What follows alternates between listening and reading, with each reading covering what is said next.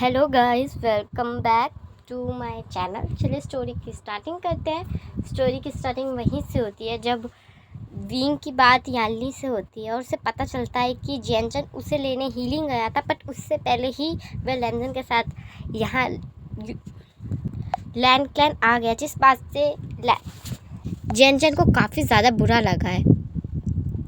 जिस बात को विंग समझता है और कहता है कि वो जैनचन से मिलेगा तो ज़रूर उससे बात करेगा और सारी प्रॉब्लम्स को ठीक करेगा। इस बार वो नहीं लड़ेगा। ये वादा अपनी बहन से भी करता है। यहाँ से सीन शिफ्ट होता है और यान्नी को दिखाया जाता है जो विंग के साथ मिलकर हर काम करा रही होती है। यानी हर एक फंक्शन जो लैंड क्लैन के हिसाब से होना था उसमें यान्नी सबसे आगे थी और विंग का पूरा सपोर्ट कर रही थी और उसका पूरा ख्याल रख रही थी। विंग भी खुश था कि एटलीस्ट उसके फैमिली की तरफ से कोई तो है जो उसे इतना सपोर्ट कर रहा है, उसकी तरफ से हर रस्म में पार्ट कर रहा है, वरना उसकी तरफ से कोई नहीं था। उसे लगा था इस बार भी उसकी तरफ से कोई नहीं होगा और सब उसे अकेले ही करना पड़ेगा। पर यान्नी जब से आई है विंग बहुत ज़्यादा खुश है। यहाँ से सीन शिफ्ट होता है और शादी के एक दिन पहले का दिखाया जाता है, जहाँ जैसे विंग को पता चलता है कि जैनचन मिलने आया है तो जैनचन से मिलने के लिए वह तुरंत वहाँ चला जाता है। वह जैनचन से कहता है बस करो, हाँ अकड़ क्यों दिखा रहे हो, यहाँ आ ही गए हो ना तो अंदर नहीं आ सकते तुम। तब जैनचन कहता है हाँ तो क्या, मैं तुमसे मिलने वैसे भी नहीं आया हूँ, मैं सिर्फ शीजे से मिलने आया हूँ। तब विंग कहता है अच्छा तो शीजे से मिलने आए थे तो संदेश मेरे पे कैसे पहुँचा। देखो जैनचन बस करो, कितना कितना गुस्सा है तुम्हें, इतना गुस्सा, इतना ज़्यादा गुस्सा। कितनी बार कहा है मैंने, अगर तुम इतना गुस्सा करोगे ना तुमसे सच में कोई शादी नहीं करेगा, ऐसे ही बुढ़े हो जाओगे तुम। तब जैनचन कहता है तुम रहने दो, क्या फ़ायदा तुमसे बात करके। तब विंग कहता है सीधा सीधा तुम बता सकते थे ना कि तुम मुझे वहाँ लेने गए थे, ये बताने की जगह इतना सब बोल दिया। खामखा हम दोनों में लड़ाई हो गई, आराम से बैठ के बात कर सकते थे ना हम दोनों के दोनों, लड़ने की क्या ज़रूरत थी। तब जैनचन कहता है हाँ सिर्फ मैं ही तो लड़ता हूँ, मैं ही तो हूँ एक, तुमने तो कुछ नहीं कहा था, तुम तो चुपचाप खड़े थे ना, सिर्फ मेरी सुन रहे थे, लड़ रहे थे तुम बाकायदा मुझसे, तो फिर मुझे भी गुस्सा आ गया। तब विंग कहता है हाँ तो क्या, मैंने बोलना शुरू किया था क्या पहले, या तुमने बोलना शुरू किया था पहले। ठीक है मैंने नहीं, तुम थे वो, तुम जिसने पहले बोलना शुरू किया था इसलिए मैंने बोला। तब जैनचन कहता है हाँ तो तुम तो समझदार हो, तुम शांत हो जाते। तब विंग कहता है अच्छा है, अच्छा है, बहुत अच्छा है, सारी समझदारी मैं ही दिखाऊँ, तुम नहीं दिखा सकते। तब जैनचन कहता है हाँ तो तुम्हें दिखानी पड़ेगी, बड़े भाई हो तुम मेरे। तब विंग कहता है अच्छा तो तुम्हें याद आ गया मैं तुम्हारा बड़ा भाई हूँ, जब तुम इस तरह बात करते तब तो तुम्हें याद नहीं आता कि मैं तुम्हारा बड़ा भाई हूँ। तब जैनचन कहता है अच्छा तो तुम भी मुझसे ऐसे कब बात करते हो। तब यान्नी की आवाज़ आती है और वह कहती है तुम दोनों फिर शुरू हो गए। तब विंग और जैनचन एक साथ पलटते हैं और कहते हैं शीजे। तब यान्नी कहती है तुम दोनों एक साथ बैठ ही नहीं सकते ना, लड़ना शुरू कर देते हो, प्यार आएगा एक दूसरे पे तब भी लड़ोगे। देखो तो क्या तरीका है प्यार जताने का, दोनों एक दूसरे से लड़ रहे हैं। तुम जैनचन बड़े हो गए हो, बड़े सेक्ट के लीडर बन गए और अब भी देखो बच्चों वाली हरकतें जा नहीं रही तुम्हारी। तुम्हारा बड़ा भाई है विंग, इस तरह बात करोगे तुम इससे। तब जैनचन कहता है शीजे आप हमेशा उसी की साइड लेती हैं, मेरी भी साइड लिया कीजिए आप। तब यान्नी कहती है जिस दिन तुम सही होगे ना तो तुम्हारी साइड ले लूँगी मैं। तो अब दोनों के दोनों शांत हो जाओ, ठीक है, लड़ने की ज़रूरत नहीं है। और तुम भी, मैंने तुम्हें कहा था ना कि लड़ना मत, फिर भी। तब विंग कहता है शीजे मेरी गलती नहीं है, ये शुरू हुआ था पहले, मैंने ही शुरू हुआ सच में। तब जैनचन कहता है मैं तो बस। तब यान्नी कहती है दोबारा नहीं, ठीक है, तुम दोनों के दोनों एक सेट का लीडर बन चुका है और एक की शादी होने वाली है और फिर भी बच्चों वाली हरकतें ख़त्म नहीं हो रही तुम दोनों की। मैं तुम्हारे फ्यूचर हस्बैंड, फ्यूचर वाइफ के लिए परेशान हूँ जैनचन। उस बेचारी का क्या होने वाला है जब वो तुमसे शादी करेगी तो, और तुम्हारा विंग हांगवो जुन का क्या होगा जब वो तुमसे शादी करेंगे तो। दोनों के दोनों देखो बड़े हो गए पर बचपना ख़त्म नहीं हो रहा। कुछ नहीं हो सकता इन दोनों का। और तुम जैन चैन कोई नखरे नहीं, अंदर चलो। और विंग तुम अपने कमरे में जा रहे हो, चलो तुम दोनों के दोनों अंदर। बचपना ख़त्म होने का नाम ही नहीं लेता दोनों के दोनों में। यहाँ से सीन शिफ्ट होता है और नेक्स्ट डे का दिखाया जाता है, जो कि आज वेडिंग डे था और पूरे गुसू को बहुत अच्छे से सजाया गया था। काफ़ी बड़े बड़े क्लैन के लोग भी आए थे। काफ़ी लोग खुश थे तो काफ़ी लोग ना खुश थे, क्योंकि काफ़ी सारी लड़कियों ने मन में ख्वाब बना रखा था कि एक ना एक दिन तो हांगवोंजून उनके हो ही जाएंगे, क्योंकि वो इतने बड़े बड़े सेक्ट की लड़कियाँ हैं। हांगवोंजून को एक ना एक दिन एक राजकुमारी से शादी करनी ही है, तो वो उससे कर ही लेंगे। पर आज जब वो विंग से शादी कर रहे हैं तो लाखों राजकुमारियों का दिल टूट गया है और काफ़ी लड़कियां विंग के लिए भी दुखी थी। विंग भी आखिर बहुत ज़्यादा सुंदर, एक इंटेलिजेंट था, जो इतना हैंडसम था कि एक बार जो उसे देखे तो देखता रह जाए। और जब वो आज वेडिंग अटायर में तैयार होकर आ रहा था तो ऐसा लग रहा था मानो खुद स्वर्ग से उतरा हो। उसकी ब्यूटी की तारीफ़ जितनी की जाए कम थी। काफ़ी लड़कियां विंग के लिए अफसोस कर रही थी तो काफ़ी लैंजन के लिए, पर अब बस वो अफसोस कर सकती थी, क्योंकि वो दोनों एक दूसरे के जो होने वाले थे। सब उन्हें बैठ के देख सकते थे बस, और कुछ नहीं कर सकते थे।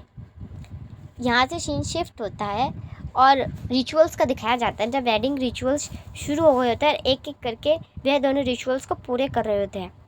लैंजन को पता था कि विंग को इस हैवी क्लोथ में अनकंफर्टेबल फील हो रहा है, इसलिए वो पूरी तरीके से कोशिश कर रहा था कि जल्दी से जल्दी वो रस्मों को कंप्लीट कर सके और विंग को यहाँ से ले जा सके, क्योंकि उसे पता है कि विंग को इतने हैवी कपड़े, इतनी हैवी ज्वेलरी पहनने की आदत नहीं है।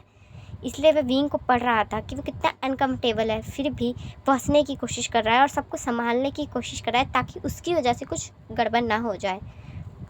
यहाँ से सीन शिफ्ट होता है और रिचुअल ख़त्म होने के बाद का दिखाया जाता है, जहाँ रिचुअल ख़त्म होने के बाद सब वेडिंग पार्टी इंजॉय कर रहे होते हैं और सब काफ़ी ज़्यादा खुश होते हैं। याली, जैन चैन सब के सब बहुत ही ज़्यादा खुश होते हैं।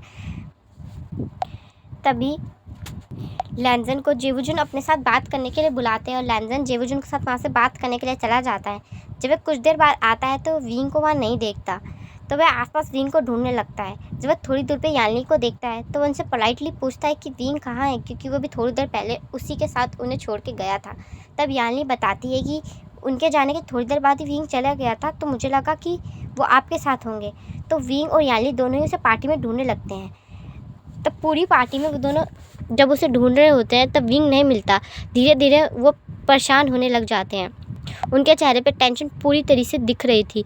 जैनचन जब याली से पूछता है तो जैनचन को तो बात पता चलती है। तब जैनचन कहता है, यह लड़का अपनी वेडिंग के दिन भी नहीं बैठ सकता, अब कहाँ चला गया है ये मुझे मिल गया ना शीजे, मैं सच में इसकी टांगें तोड़ दूँगा। तब याली कहती है, पहले उसे ढूंढो, ठीक है, मुझे चिंता लग रही है, ढूंढो जल्दी उसे।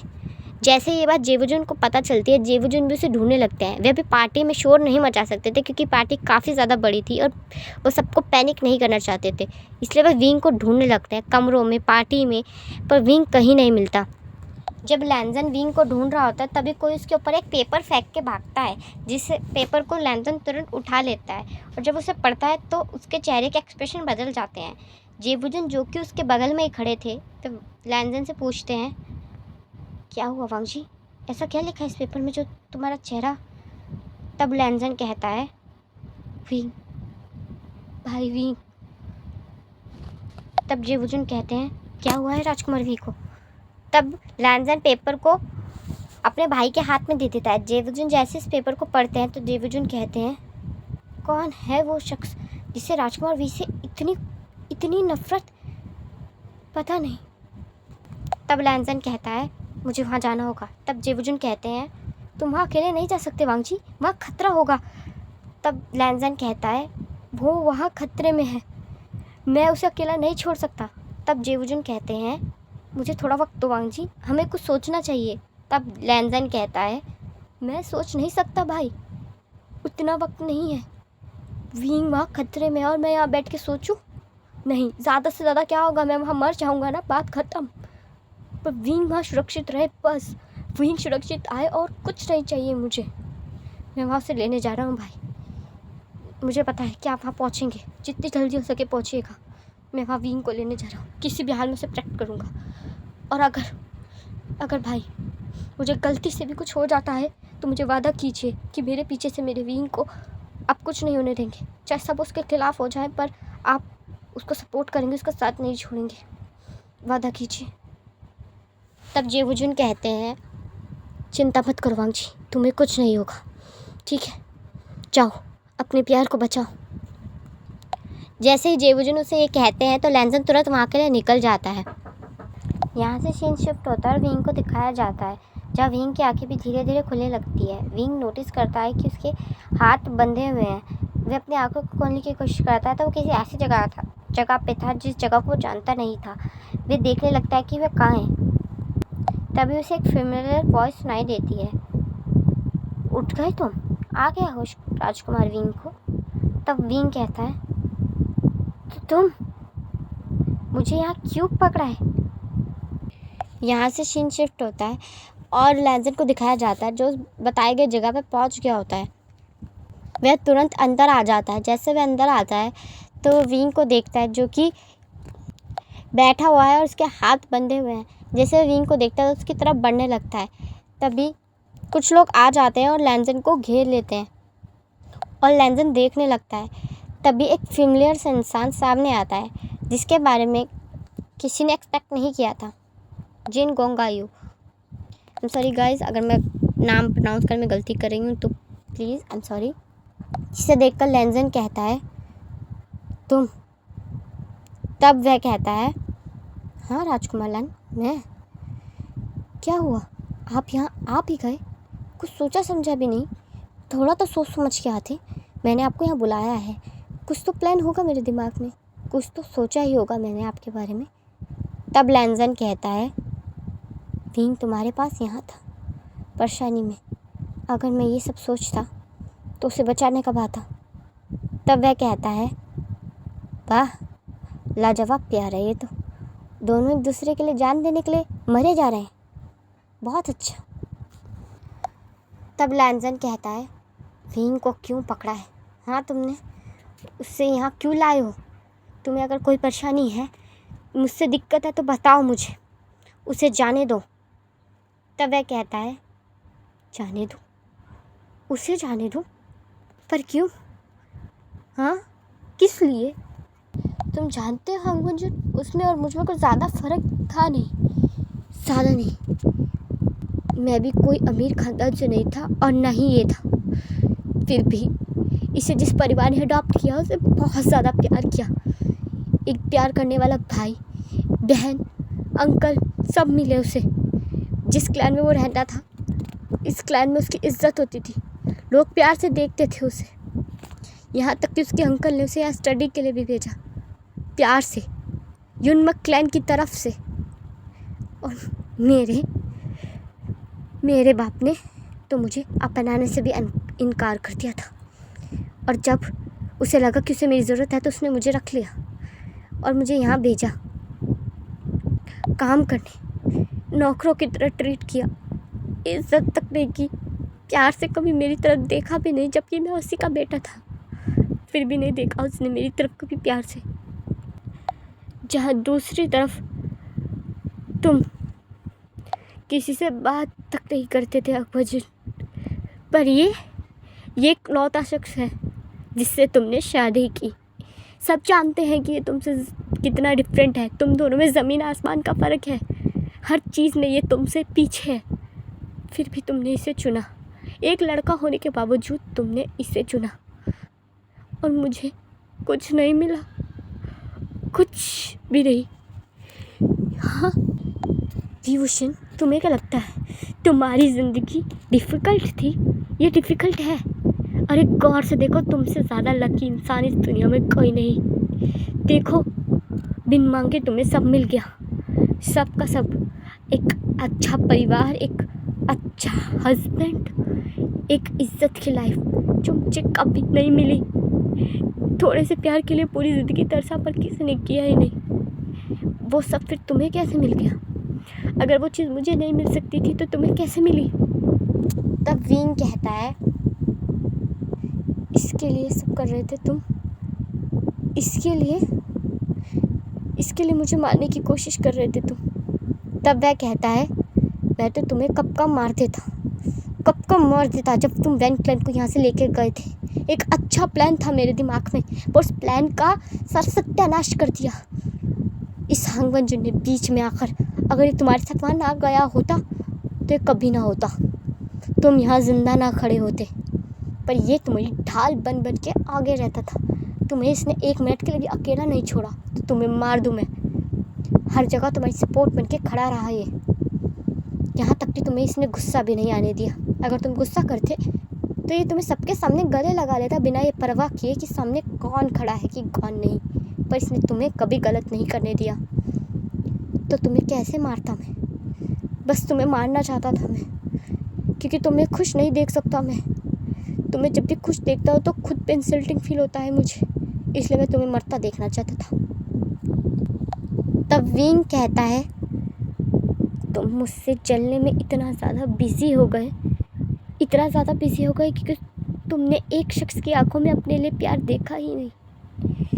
सच में मैं तो बुद्धू हूँ, सब जानते हैं कि मैं सबसे बड़ा बुद्धू हूँ, जो लैंजन की आंखों में अपने लिए प्यार नहीं देख पाया कि वो मुझसे कितना ज़्यादा प्यार करता है। पर तुम तो मुझसे ज़्यादा ही समझदार हो ना। तुमने कभी जेवुजुन की आँख में नहीं देखा, उनकी आंखों में नहीं देखा कि वो तुम्हें किस तरह देखते हैं, वो तुम्हारा नाम किस तरह लेते हैं, कभी नोटिस नहीं किया। तुम्हारी जब कोई इज्जत नहीं कर रहा था जैसे तुमने कहा, पर जेवुजुन इकलौते शख्स थे जो तुमसे बात करने के लिए पहले कदम बढ़ाते थे, तुमसे मिलने खुद आते थे, तुम्हारे लिए तोहफे लाते थे। वो सब नहीं देखा तुमने। तुम मुझसे जलने में, मुझसे लड़ने में, मुझसे बदला लेने में इतना बिजी हो गए कि तुमने उस एक प्यारे शख्स को देखा ही नहीं। अगर तुमने उन्हें गौर से देख लिया तो तुम कभी ना सोचते, कभी नहीं। तब वह कहता है, अगर मैं देख भी लेता तो क्या, वो मुझसे शादी नहीं करने वाला था, क्योंकि वो सेक्ट लीडर है, उसे भविष्य में शादी करनी ही पड़ती, उसे सेक्ट आगे चलाना था, वारिस चाहिए था। तो कोई लड़की से ही शादी करता वो, मुझसे क्यों? और मैं कोई पपेट नहीं बनना चाहता था जिसके साथ वो खेल के छोड़ दे। तब विंग कहता है, तुम्हें क्या लगता है जेवुजुन ऐसे शख्स हैं जो तुम्हारे साथ खेल कर तुम्हें छोड़ देंगे? बिल्कुल नहीं, बिल्कुल भी नहीं। वो बहुत ज़्यादा अच्छे हैं, सबसे ज़्यादा। जब मैं उनसे पहली बार मिला था तो बहुत अच्छा लगा था मुझे उनसे मिलकर, जबकि मैं उन्हें जानता तक नहीं था। मैं दावे के साथ ये कह सकता हूँ कि अगर तुम उन्हें कहते ना कि तुम्हें भी उनसे प्यार है, तो वो तुम्हारे लिए अपना सब कुछ छोड़ देते, जैसे लैंजन ने मेरे लिए अपना सब कुछ छोड़ दिया। जैसे लैंजन ने मेरे बारे में एक बार भी ये नहीं सोचा कि मैं अपने सेक्ट को चुनूँ या फिर विंग को, वैसे जेवुजुन भी नहीं सोचते, वो सीधा तुम्हें चुनते, जैसे लैंजन ने सीधा मुझे चुना। वो तुमसे इतना प्यार करते थे और तुमने ये सब कर दिया। क्या किया तुमने? अपने हाथों से अपना सब कुछ बर्बाद कर लिया, अपने बीते कल के चक्कर में अपना आज खराब किया है तुमने। तब वह कहता है, तुमसे भाषण नहीं मांगा मैंने, क्यों दे रहे हो? हाँ, ये कह के जैसे वह विंग की तरफ बढ़ने लगता है, तब लैंजन कहता है, कोशिश भी मत करना। अगर उसे खरोच भी आई तो मैं वादा करता हूँ कि तुम यहाँ से जिंदा नहीं जाओगे। सच बता रहा हूँ, दूर रहो उससे। तब वह कहता है, कितना प्यार है ना तुम्हें अपने हस्बैंड से, उसके लिए जान भी दे सकते हो ना तुम। तब लैंजन उसकी तरफ देखने लगता है। तब वह कहता है, मैं छोड़ दूँगा उसे जिंदा, सही सलामत, वादा करता हूँ। एक शर्त पे हांगवंजुन, मैं तुम्हें कदमों में देखना चाहता हूँ, झुक जाओ मेरे सामने, मैं इसे छोड़ दूँगा, वादा करता हूँ। तब विंग कहता है, बेवकूफ़ी मत करो लैंजन, ज़रूरत नहीं है ये सब करने की, इसके आगे मत झुकना, कोई ज़रूरत नहीं है मेरे लिए करने की लैंजन। सुनाई दिया? मैं तुमसे बहुत प्यार करता हूँ, ये साबित करने की ज़रूरत नहीं है कुछ भी, प्लीज़ झुकना मत। तब लैंजन कहता है, तुम मेरे लिए सब कुछ हो विंग, मैं तुम्हें कुछ नहीं होने दे सकता, कभी भी। ये कह के लैंजन उसके सामने झुक जाता है। तब विंग कहता है, मेरे हाथ खुल गए तो मैं तुम्हें मार डालूँगा, छोड़ो मुझे, एक बार मुझे खोल तो दो, मैं तुम्हें बताता हूँ मेरे प्यार की इंसल्ट करने का नतीजा क्या होता है। सच बता रहा हूँ, तुम्हें मौत बहुत पत्थर दूंगा मैं। मेरे प्यार को घुट्टों पे लाए हो ना तुम। मैं बता रहा हूँ, अगर ये हाथ खुल गए तो तुम्हारा परिवार तुम्हारा चेहरा नहीं पहचान पाएगा। जैसे ही वह विंग पे अटैक करने वाला था, तभी एक दूसरी तलवार आती है और तीनों के तीनों उस तरफ देखने लगते हैं और वे शॉक्ड होते हुए कहते हैं, जेवुजुन भाई। तब जेवुजुन कहते हैं, तुमसे मैंने ये एक्सपेक्ट नहीं किया था। क्यों किया तुमने ये सब? तब वह कहता है, तुम्हारा भाई भाषण दे चुका है मुझे, तुम्हारे भाषण की ज़रूरत नहीं, ना ही तुम्हारी दया की। तब जेवुजुन कहते हैं, मेरी बात सुन जाओ, मान लो, राजकुमार विंग को छोड़ दो, मेरे साथ चलो प्लीज़, मुझ पे ट्रस्ट कर लो। तब वह कहता है, तुम पे ट्रस्ट नहीं कर सकता मैं, नहीं कर सकता मैं किसी पे ट्रस्ट। आज तक जिस पे किया है उसने तोड़ा है मेरा भरोसा, वो भी बहुत बुरी तरह। अब मेरे में हिम्मत नहीं कि मैं किसी और पे ट्रस्ट कर सकूं। नहीं, मुझसे नहीं होगा। तभी अचानक से वहाँ फाइट शुरू होने लगती है और जेनचेन भी विंग को ढूंढता हुआ वहाँ आ जाता है और यहाँ फाइट शुरू हो जाती है। यहाँ वही वाला सीन होता है जब पूरा महल उस पर गिरने वाला होता है और विंग और लैंसन बाहर आ जाते हैं। बस सीन में डिफरेंट ये है कि जिन गोंगायू को भी सिचेन बाहर निकाल लाते हैं, पर वे इसको काफ़ी ज़्यादा ज़ख्म आए होते हैं और काफ़ी ज़्यादा चोट भी लगी होती है। इसलिए सिचेन तुरंत उसे लेकर वैद्य के पास जाते हैं और लैंसन भी विंग से बाहर आने के बाद बोलता है, तुम ठीक हो ना? कुछ हुआ तो नहीं? तब विंग कहता है उसे नहीं लगी और वो ठीक है, अब उसे वापस जाना चाहिए क्योंकि सब उसके लिए चिंता करेंगे। तब जेनचेन कहता है, वैसे तुमसे बड़ा बुद्धू कोई नहीं है, अकेले कहीं भी चले जाते हो, अगर कहीं जा रहे हो तो किसी को साथ लेके नहीं जा सकते। तब विंग कहता है, तुम्हें क्या लग रहा है मैं कोई 16 साल की कुंवारी लड़की हूँ जो किसी को प्रोटेक्शन के लिए साथ रखूँ? देखो, मैं एक मैन हूँ, मैन, स्ट्रॉन्ग मैन, लड़ सकता हूँ मैं क्यों किसी को साथ लेके घूमूँ? ठीक है जेनचेन, अपने दिमाग का फितूर ना उतार दो तुम। तब जेनचेन कहता है, तुम उतारो तुम अपने दिमाग का फितूर, अगर तुम बड़े हो गए होते ना तो यूँ किडनैप ना हुए होते। तब विंग कहता है, देखो वो चालाकी से उठाया था मुझे। तब जेनचेन कहता है, तुम तो रहने ही दो, ठीक है। तब लैंसन कहता है, आप दोनों यहाँ मत लड़े प्लीज़, ये लड़ने की जगह नहीं है। विंग, वापस चलते हैं ना, सब इंतज़ार कर रहे होंगे। तब जेनचेन कहता है, अच्छा है, सबको अच्छा है। विंग को समझाना होता है तो सब मीठा बोलने लगते हैं और मुझे समझाना होता है तो सब कड़वा बोलने लगते हैं। हाँ, मैं अकेले आगे जा रहा हूँ। तब विंग कहता है, छोटे बच्चे की तरह फिर मुंह बन गया तुम्हारा, जेनचेन। यहाँ से सीन शिफ्ट होता है और कुछ टाइम बाद का दिखाया जाता है जहाँ जेवुजुन जब जिन गोंगायू को बचा के लाए होते हैं तो उसकी हालत काफ़ी ज़्यादा ख़राब होती है और वैद्य जी उसका इलाज करने लगते हैं। 2 दिन बाद वह ठीक होता है। तब वैद्य जी बताते हैं कि उसकी याददाश्त जा चुकी है और उसके माइंड पे भी काफ़ी असर हुआ है, जिससे जेवुजुन को पता चलता है कि इस कारण वह अपनी उम्र से छोटा रिएक्ट करने लगा है, यानी बच्चों की तरह रिएक्ट करने लगा है। पर जेवुजुन ने उसे अपने ही साथ रख लिया था, यानी उसे अपने ही प्रोटेक्शन में रखा था ताकि उससे कोई कुछ ना कर पाए। वे उससे शादी तो करना चाहते थे पर अभी वे उससे शादी नहीं कर सकते थे, इस हालात में तो बिल्कुल भी नहीं, जिस हालात में उसे शादी का मतलब ही नहीं पता। इसलिए जेवुजुन बस उसे प्रोटेक्ट कर रहे थे, वे उसे हमेशा उसके साथ रहते, उसके साथ वक्त बिताते, पर कभी भी कोई गलत इंटेंशन उन्होंने मन में नहीं रखी थी। वे खुश थे कि एटलीस्ट वो जिस इंसान से प्यार करते हैं वो उसके साथ तो है। जहाँ विंग और लैंसन को दिखाया जाता है जो अपनी शादी के बाद से काफ़ी ज़्यादा खुश होते हैं।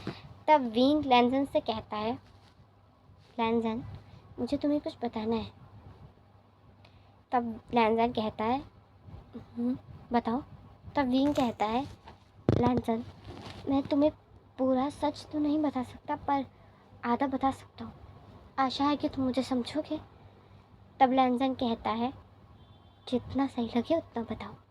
तब विंग कहता है, लैंसन, वो तुम्हें पता है मैंने डोमेस्टिक कल्टीवेशन क्यों अपनाई और तलवार चलाना क्यों छोड़ दी? तुमने कभी पूछा नहीं।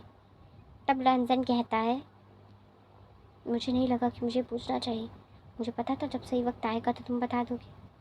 तो विंग कहता है ठीक है, क्योंकि अब मेरे पास गोल्डन कोर ही नहीं है लैंजन, तो मैं वो कैसे करता, इसलिए मैं तलवार नहीं उठा सकता। तब लैंजन कंफ्यूजली विंग की तरफ देखने लगता है और कहता है, पर कैसे? तुम्हारी गोल्डन कोर बहुत ज़्यादा स्ट्रांग थी, उसे कुछ हो नहीं सकता। बहुत ज़्यादा स्ट्रांग कोर थी वो, मुझे पता है। तब विंग कहता है, लैंजन मैंने तुम्हें कहा था ना, मैं तुम्हें आधी बात बता सकता हूँ, पूरी नहीं। प्लीज़ मेरे लिए डिफ़िकल्ट मत करो। मुझे पहले ही बुरा लग रहा है कि मैंने तुमसे सच छुपा रखा है, पर मैं पूरी बात नहीं बता सकता तुम्हें। तब लैंजन कहता है, ठीक है, समझ गया, मत बताओ। जब सही समय लगे तब बता देना। ये कह के लैंजन विंग को हक करता है। जैसे ही वह विंग को हक करता है तो लैंजन को चक्कर आने लगते हैं। तब लैंजन अपने सर को पकड़ लेता है और विंग कहता है, लैंजन क्या हो रहा है तुम्हें? लैंजन मेरी तरफ देखो। तब लैंजन की आंखें धीरे धीरे बंद हो जाती हैं।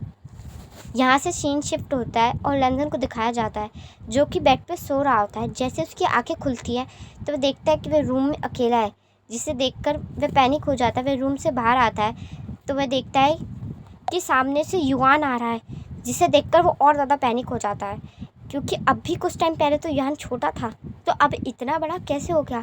क्या वो वापस आ गया है? और अगर वो वापस आ गया है तो विंग कहाँ है? चलिए गाइस, मैं इस पार्ट को यहीं एंड करती हूँ। आपको ये पार्ट कैसा लगा मुझे कमेंट में ज़रूर बताइएगा। चैनल पे पहली बार आए तो सब्सक्राइब कर दीजिएगा, वीडियो को लाइक कर दीजिएगा।